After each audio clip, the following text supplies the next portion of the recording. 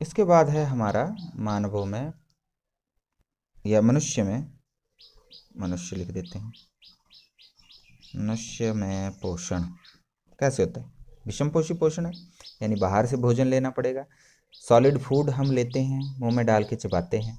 और सबसे पहले हमें ये पता है कि जो हमारा भोजन है वो हम ग्रहण करते हैं और उसको पचाते हैं सबसे पहले तो।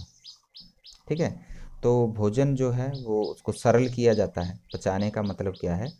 भोजन के जटिल अवयव को सरल अवयवों में परिवर्तित करना। अब हम, आपको पता है, गेहूं लाते हैं, उसको सीधा तो नहीं चबा लेते, पहले उसको चक्की में उसको सॉफ्ट करते हैं, पाउडर बना देते हैं उसका, उससे रोटी बनाते हैं, फिर मुंह में चबाते हैं। फिर मुंह में चबाने के बाद वो और सॉफ्ट हो जाता है और हमारे पेट में, आंत में जाकर वो पूरी तरह पच जाता है। क्यों पचाया हमने इसको, क्यों सॉफ्ट किया? इतना सॉफ्ट कर दिया कि आंत से ये हमारे रक्त में पहुंच जाए, अवशोषित हो जाए आराम से। अगर ये सॉफ्ट नहीं करेंगे, हम इसको सरल नहीं करेंगे तो नहीं अब एब्जॉर्ब हो सकता। जैसे आपकी क्रीम स्किन पर लगाओ, वो स्किन में एब्जॉर्ब हो जाती है ना, तो बहुत ही सॉफ्ट होती है वो, बहुत ज़्यादा उसके कण बारीक होते हैं। तो उसी प्रकार हमने पाचन क्रिया को समझना है कि पाचन क्या है, जटिल को सरल बनाना, इतना सरल कि आंत में से वो रक्त में चला जाए। तो आंत में होता है पूर्ण पाचन। रक्त में जाने के बाद रक्त परिवहन का कार्य करेगा, पूरे शरीर की सभी कोशिकाओं तक उस भोजन को पहुंचा देगा। हमने छठी क्लास में इसके अवयवों के बारे में भी पढ़ा है। कौन कौन से हैं अवयव? कार्बोहाइड्रेट, ये मैंने करा दिया आपको, कार्बोहाइड्रेट, प्रोटीन, वसा, विटामिन, खनिज, है ना। तो उनको सरल करना है ताकि वो हमारे सभी कोशिकाओं तक पहुंच सके। अब आपने मनुष्य में, मानवों में पोषण की विधि को 7th क्लास में भी पढ़ा है। 7th में बहुत अच्छे से समझाया गया है। कल मैंने 7th वालों को भी कराया है, 7th वालों ने भी मुझे पाचन तंत्र की डायग्राम बनाकर भेजी थी। तो पाचन तंत्र होता क्या है? पाचन तंत्र, डाइजेस्टिव सिस्टम, विभिन्न अंगों का समूह तंत्र बन जाएगा। ठीक है, तो विभिन्न अंग हैं। सबसे पहले मुखगुहिका आ जाती है हमारे, मुखगुहिका के आगे एक ग्रसिका आ जाती है, ग्रसिका से आगे हमारा एक उदर अमाशय आ जाता है। बहुत इजी है, कोई ज़्यादा टफ नहीं है। और इसके आगे हमारी छोटी आंत हो जाती है, इसको ऐसे ऐसे बना सकते हैं आप।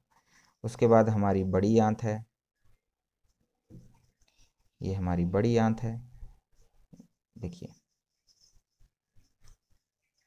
ऐसे बनाया जा सकता है इसको। ये हमारी बड़ी आंत है, यहाँ पे अपेंडिक्स होता है यहाँ पे।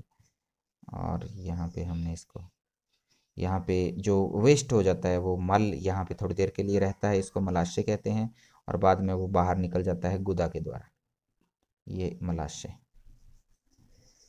ठीक है, देखिए ये है हमारी मुख गुहिका, बक्कल कैविटी जिसको बोलते हैं। ठीक है, ये हमारी ग्रसिका, ईसोफेगस जिसे कहा जाता है। ये अमाशय, पेट हम जिसको बोलते हैं। ये हमारी छोटी आंत है, यहाँ से छोटी, नाम के लिए छोटी है लेकिन सबसे लंबी है। 7th क्लास में आप पढ़ चुके हैं, यहाँ से स्टार्ट हो रही है छोटी आंत, जिसको हम क्या बोलते हैं? क्षुद्रांत्र। और ये उसके बाद जिसको बड़ी आंत बोला है, ये बड़ी साइज में है, चौड़ी है, मतलब इसका डायमीटर ज़्यादा है, इसलिए बड़ी आंत बोला है। उतनी छोटी, उतनी लंबी नहीं होती जितनी छोटी आंत होती है। तो छोटी आंत सबसे लंबा भाग है हमारे इस आहार नाल का। और ये है बड़ी आंत जिसको बृहदांत्र कहते हैं। ठीक है, बृहदांत्र। उसके बाद मलाशय और गुदा, ये विभिन्न भाग हैं हमारे आहार नाल के। ये मैंने बनाया आहार नाल, आहार नाल के विभिन्न भाग हैं। अभी हम बात तो पाचन तंत्र की कर रहे थे। देखिए पाचन तंत्र, जो भी अंग पाचन में सहायक होते हैं, तो ये तो एक भाग है जो पाचन में सहायता करता है। इसके अलावा इसमें और क्या है? इसमें है कुछ ग्रंथियां, जैसे यहाँ पर एक ग्रंथि, यहाँ पर 3 ग्रंथियां हैं, 2 नीचे 1 ऊपर, ये लार ग्रंथियां कहलाती हैं, लार ग्रंथियां।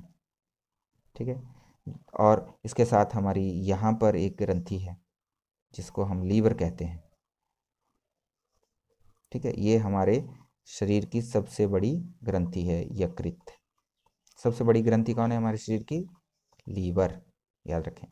लीवर के साथ एक और ग्रंथि है इसके साथ जुड़ी हुई, जिसको हम बोलते हैं पित्ताशय। क्या कहते हैं इसको?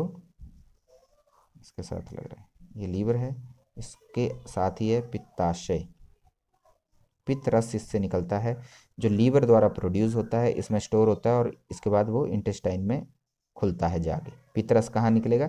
इस इंटेस्टाइन में। इसके साथ ही एक यहाँ पत्ते की आकृति की तरह की एक और ग्रंथि है, ठीक है, इसको हम बोलते हैं पैनक्रियाज, अग्न्याशय, ये है अग्न्याशय। तो ये कुछ ग्रंथियां हैं। इसके अलावा इंटेस्टाइन के अंदर भी कुछ ग्रंथियां हैं, छोटी छोटी ग्रंथियां हैं, इनके अंदर भी कुछ ग्रंथियां हैं।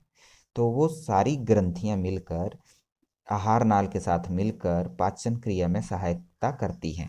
इन ग्रंथियों से पाचक रस निकलते हैं, तो पाचक रस निकलते हैं। ये ग्रंथियां और आहार नाल, ग्रंथियां कौन कौन सी बताई मैंने? ग्रंथियां, लार ग्रंथियां, लीवर, गॉल ब्लैडर, अग्न्याशय और इनके अंदर अमाशय और छोटी आंत के अंदर जो ग्रंथियां उपस्थित हैं, मिलकर आहार नाल के साथ मिलकर पाचन तंत्र का निर्माण कर रही हैं। अब बना हमारे पास पाचन तंत्र, ठीक है।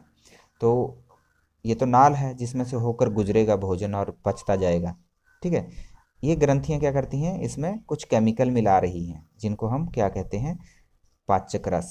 ये पाचक रस ग्रंथियों से निकलने वाले होते हैं। इनमें क्या होते हैं? एंजाइम्स, एंजाइम होते हैं इसमें। ये एंजाइम भोजन को पचाने का कार्य करते हैं। भोजन के विभिन्न अवयवों को पचाने के लिए विभिन्न प्रकार के एंजाइम होते हैं। तो सबसे पहले स्टार्ट पढ़ेंगे, इन सब के बारे में पढ़ेंगे, कौन कौन से एंजाइम हैं। सॉरी च लिख दिए यहाँ पे, कौन कौन से एंजाइम हैं ये हम पढ़ेंगे एक एक करके। सबसे पहले हम मुख कुहिका की बात करेंगे जिसमें लार ग्रंथियाँ हैं। तो सबसे पहला भाग हम पढ़ेंगे मुख कुहिका, जिसमें आती है लार ग्रंथियाँ और लार ग्रंथियों से निकलने वाली लार है। और इस लार के अंदर कौन सा एंजाइम है? इसके अंदर एंजाइम है एमिलेस। ये एमिलेस एंजाइम, लार एमिलेस कहेंगे इसको, इंग्लिश में हम इसको सलाइवरी अमाइलेस कहते हैं। तो ये लार एमिलेस मंड का पाचन स्टार्ट करता है, पूरी तरह पाचन नहीं करता। तो मुख कुहिका के अंदर लार का क्या काम है? मंड को पचा रहा है, मंड को माल्टोस में बदलता है, यानी स्टार्च को ऐसे लिख सकते हैं हम, starch is converted into maltose. कौन कर रहा है ये? एमाइलेस एंजाइम, अमाइलेस, सलाइबा के अंदर जो है। तो इसको लार एमिलेस कहेंगे, जो मुंह के अंदर स्टार्च का पाचन शुरू कर देगा। तो मुंह के अंदर भोजन के किस अवयव का पाचन स्टार्ट हो रहा है? स्टार्च यानी मंड का। तो हमने पढ़ा अभी मंड कहाँ होता है? पौधों के अंदर स्टोर फूड है मंड, स्टार्च। तो इसका पाचन कहाँ स्टार्ट हो रहा है? मुंह के अंदर। स्टार्ट हुआ, अभी खत्म नहीं होगा, खत्म जाके यहाँ पे होगा। पूरी तरह पाचन तो इंटेस्टाइन में ही होता है जाके, याद रखे, ये 7वीं में पढ़ चुके हम। तो यहाँ पर ये लार ग्रंथियाँ हैं, इनसे लार निकलता है। लार के अंदर एंजाइम होता है लार एमिलेस, जो कि मंड का पाचन स्टार्ट करता है और स्टार्च को यानी मंड को माल्टोस में बदल देता है। इसके अलावा लार के एंजाइम है मुंह के खोल को साफ रखता है। हम जो कहते हैं, हम जो बोल रहे हैं, बोलने में सहायता करता है लार। मुंह के खोल को साफ रखता है और भोजन के साथ आए कुछ सूक्ष्म जीवों को भी नष्ट कर देता है। भोजन को कोमल करता है ना। अगर मुंह के अंदर सलाइवा नहीं होगा तो भोजन सूखा सूखा रहेगा, और जब आप गले से उसको निगलोगे तो यहाँ चुभता हुआ जाएगा। वो कभी खा के देखो सूखी चीज़ और ऐसे निगल लो, डायरेक्ट चुभेगी ना गले में। तो लार क्या करती है? भोजन को सॉफ्ट बनाती है और उसको निगलने में सहायता करती है, आराम से उसको हम निगल सकते हैं। तो ये लार के कार्य हैं। बहुत ही इंपॉर्टेंट प्रश्न है, लार के कार्य, बहुत बार आया हुआ है प्रश्न। और ये भी प्रश्न आता है कि पाचन तंत्र क्या है, पाचन किसे कहते हैं। जटिल अवयव, भोजन के जटिल अवयवों को सरल करना पाचन कहलाता है। अच्छा, अब यहाँ ग्रसिका के अंदर कोई भी ग्रंथि नहीं है, तो यहाँ पर कोई पाचक रस भी नहीं है, इसलिए यहाँ कोई पाचन नहीं हो रहा है। ये सिर्फ एक पासेज है, भोजन को यहाँ से यहाँ पहुँचाने का एक जरिया है, एक पाइप है बस। अब यहाँ पर आ गया अमाशय, अमाशय में भोजन पहुँच गया। यहाँ पर याद रखना एक अम्ल होता है जो हमने सेकंड चैप्टर में भी पढ़ा, हाइड्रोक्लोरिक अम्ल पाचन में सहायता करता है। बहुत ज़्यादा बढ़ जाए तो हमें अम्लता की शिकायत हो जाती है, और अम्लता की वजह से हमें एसिडिटी जो हो रही है, तो हम कुछ वो एंटासिड खाते हैं जिसमें क्षारक होता है, और वो माइल्ड हल्का क्षारक होता है जो इसको HCl की अम्लता को ख़त्म कर देता है। अब ये HCl है, ये तो घातक होता है, तो ये कोशिकाओं को जला सकता है, लेकिन हमने दूसरे चैप्टर में पढ़ा था कि ये कोशिकाओं को नहीं जलाता। क्यों नहीं जलाता? क्योंकि इन कोशिकाओं के ऊपर, देखिए ये जो उदर है अमाशय, इसकी कोशिकाओं के ऊपर एक परत है श्लेष्मा की। तो क्या होता है, ये श्लेष्मा जो है HCl को कोशिकाओं तक नहीं पहुंचने देती, जिसके कारण हमारी जो अमाशय की कोशिकाएं हैं उनको HCl नुकसान नहीं पहुंचा सकता। ये भी प्रश्न बहुत बार पूछा जाता है, अमाशय में HCl हमारे कोशिकाओं को, अमाशय की कोशिकाओं को क्यों नुकसान नहीं पहुंचाता? क्योंकि इसमें ये एक श्लेष्मा की परत होती है जो HCl को कोशिकाओं तक नहीं पहुंचने देती।